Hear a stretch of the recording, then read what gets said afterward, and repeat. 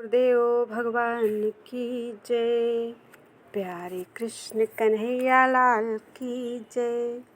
तुलसी दल। परम पूज्य श्री हनुमान प्रसाद पोद्दार जी की कृति। टॉपिक चल रहा था श्री भगवन नाम। कल पूरा नहीं हुआ था, जहाँ तक हुआ था उससे आगे।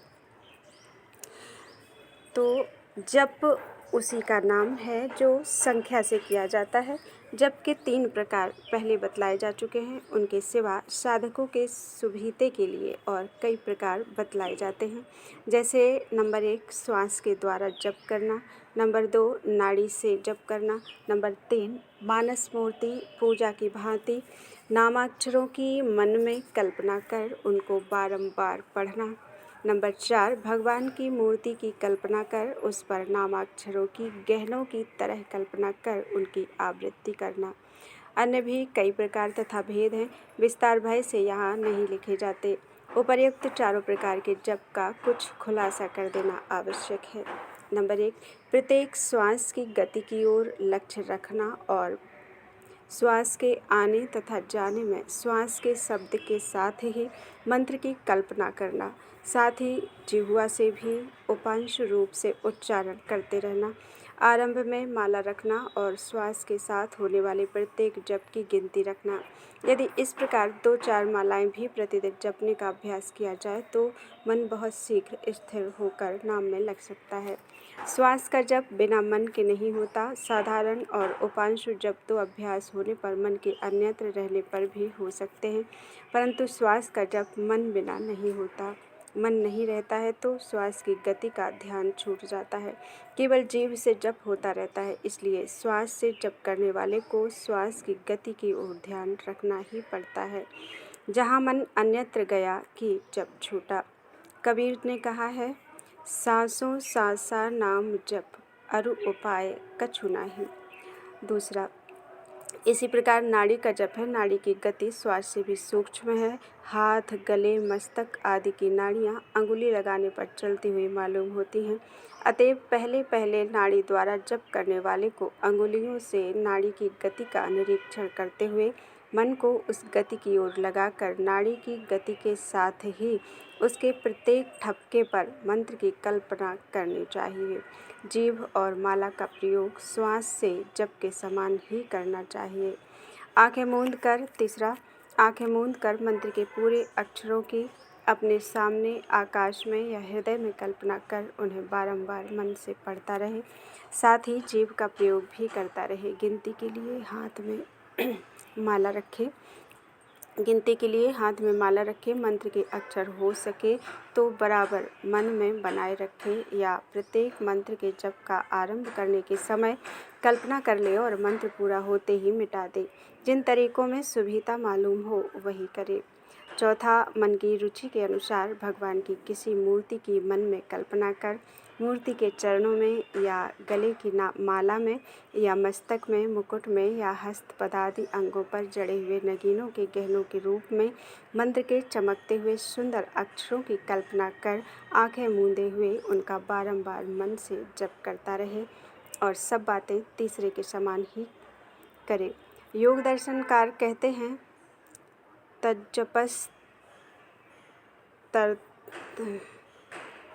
तज्जपस्तर्थ भावनम। उसके वाचक प्रणव का जप करता हुआ उसके वाच्य नामी की ईश्वर की भावना करे। वाणी से जप और मन में ध्यान दोनों का एक साथ होना बहुत ही उत्तम साधन है। भगवान ने भी यही कहा है, ओमित्येकाक्षरं ब्रह्म व्याहरन् मामनुस्मरन् यः प्रयाति त्यजन् देहं स याति परमां गतिम्। गीता। जो इस ओम रूप एकाक्षर नाम ब्रह्म का उच्चारण करता हुआ और नामी मुझ परमात्मा को स्मरण करता हुआ शरीर को त्याग कर जाता है, वह पुरुष परम गति को प्राप्त होता है। मन में भगवान की मूर्ति, भगवत भाव का, भगवान नाम का ध्यान स्मरण करते हुए जीभ से जप करना सर्वोत्तम है। इसी के अंतर्गत उपर्युक्त चारों प्रकार भी इससे उतरकर उपांशु और उससे उतरकर साधारण जोर जोर से उच्चारण करते हुए जप करना है। जिसको जो सुलभ, सुविधाजनक और रुचिकर प्रतीत हो वह उसी का अभ्यास करे। भगवान नाम ऐसी वस्तु है जो किसी भी प्रकार से ग्रहण करने पर भी मंगलप्रद ही है। भगवान नाम जप में रुचि और विश्वास होना चाहिए, फिर बेड़ा पार है। इतना स्मरण रखना चाहिए कि जो जप निष्काम भाव से नामी के ध्यान से युक्त प्रेम सहित निरंतर और गुप्त होता है वही उत्तम से उत्तम समझा जाता है। अतएव यथासाध्य कुछ मालाएं, कम से कम 14 मालाएं प्रतिदिन जपनी चाहिए। नियम से जो काम होता है वह अनियम से नहीं होता। यदि निष्काम भाव ना आ सके तो विश्वास रखकर सकाम भाव से ही जप करना चाहिए। भगवान नाम जप की महिमा से आगे चलकर सकाम भी निष्काम हो सकता है। प्रातः स्मरणीय भक्तराज ध्रुव जी ने राज्य की इच्छा से वन में जाकर ध्यान सहित मंत्र जप किया। उन्हें राज्य भी मिला और भगवान का परम धाम भी, उन्हें सिद्धि भी बहुत शीघ्र मिली।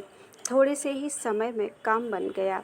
इतना सब क्यों हो गया? इसीलिए कि ध्रुव दृढ़ विश्वासी था। जिस समय माता से उसे उपदेश मिला उसी समय बालक ध्रुव घर से निकल पड़ा। रास्ते में भगवान नारद जी मिले। उन्होंने सहज में राज्य दिलवाने का लोभ और वन के भीषण कष्टों का भय दिखाकर ध्रुव जी की परीक्षा की। जब उसे पक्का पाया तो नारद जी ने दया कर उसे भगवान नाम का मंत्र दे दिया। ध्रुव दृढ़ निश्चय के साथ तन मन की सारी शुद्धि भुलाकर मंत्र का जप करने लगा। भगवत भाव से उसके हृदय में आनंद का समुद्र उमड़ा। साक्षात नारायण को उसके सामने मूर्तिमान होकर प्रत्यक्ष दर्शन देना पड़ा। आज हम लोगों को भगवत दर्शन में जो देरी हो रही है इसका कारण यही है कि हमें नाम पर पूरा विश्वास नहीं है। जितने अंश में विश्वास है उतने अंश में सिद्धि भी होती ही है। भक्तराज श्री हरिदास जी बड़े जोर जोर से उच्चारण करके नाम जप किया करते थे। 3 लाख नाम जप का उनका नियम था। रामचंद्र खां की भेजी हुई वेश्या उन्हें डिगाने आई, परंतु 3 रात्रि तक हरिदास जी के पवित्र मुखारविंद से निकली हुई परम पुनीत हरिध्वनि को सुनकर स्वयं पाप पथ से डिग गई और उसी क्षण दुराचार छोड़कर परम वैष्णवी बन गई। तात्पर्य यह है कि विश्वास और प्रेम के साथ नाम जप होना चाहिए।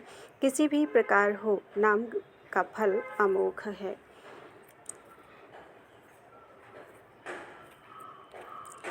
स्मरण।